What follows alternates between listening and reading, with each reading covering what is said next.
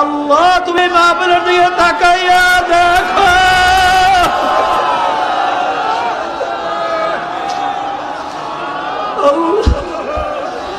তোমার বান্দারা কিভাবে কান্দে।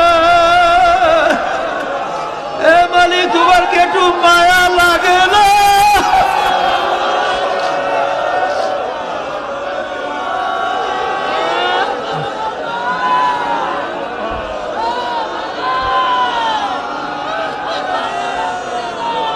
তোমার এই বান্দাদেরকে জাহান্নামে কিভাবে জ্বালাবা।